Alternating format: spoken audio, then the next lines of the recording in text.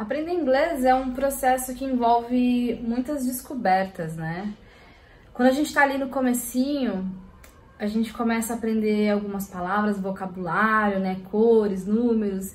É um mundo completamente novo que se abre, né? É como se fosse um código. Você começa a se comunicar com as pessoas ao invés de português e inglês, né? É um código novo que você encontra ali para se comunicar. Mas no começo ainda é tudo muito mecânico. Conforme as coisas vão se aprofundando e você vai começando a entender determinadas expressões, você começa já a perceber que não dá para traduzir muita coisa ao pé da letra. Então aí você já abre um pouco a sua mente, você já expande, fala, opa, esse pessoal aqui, essa cultura diferente, esse determinado povo aqui de um lugar diferente, eles fazem com que aquele processo de raciocínio seja diferente para passar aquela mensagem. Então, não consigo mais usar o meu processo de raciocínio como brasileira que fala português para passar, né, a mesma mensagem. Eu tenho que ir dando umas adaptadas.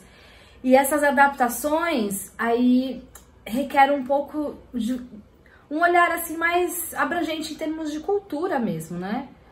Quando a gente está aprendendo a se comunicar com o outro já em estágios mais avançados, a gente chega nesse momento que fala, peraí, eu tô lidando aqui com uma pessoa que tem uma visão de mundo completamente diferente da minha. Essa pessoa recebeu estímulos completamente diferentes do meu. Essa pessoa aqui, de repente, se não é de um país tropical como o meu, essa pessoa aqui, ela lida com a neve, essa pessoa come coisas completamente diferentes.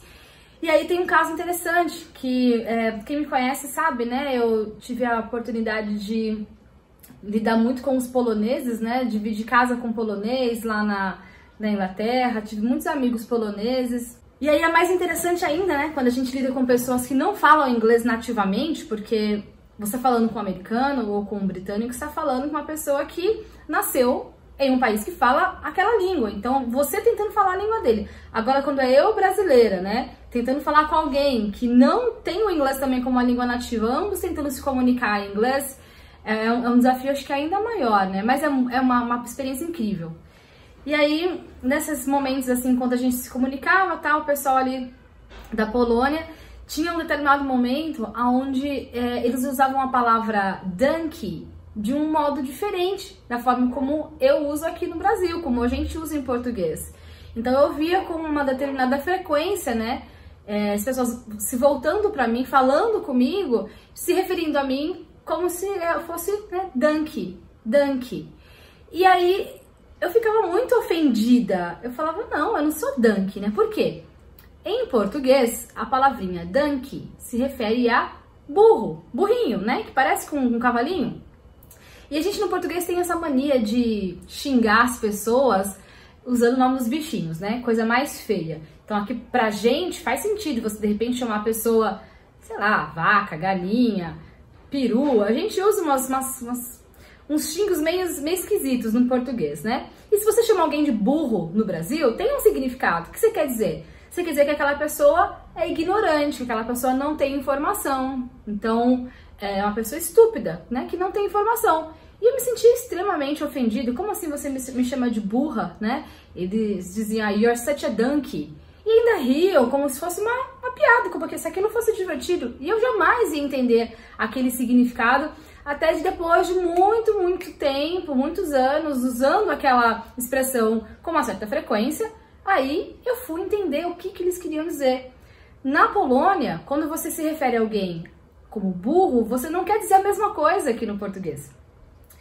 Na Polônia, eles se referem ao burro de uma outra forma, porque o burrinho, ele empaca, certo? Quando você quer andar às vezes com ele não quer andar, ele empaca. Logo, para poloneses, quando você fala que alguém é danke, você está chamando a pessoa o quê? De teimoso.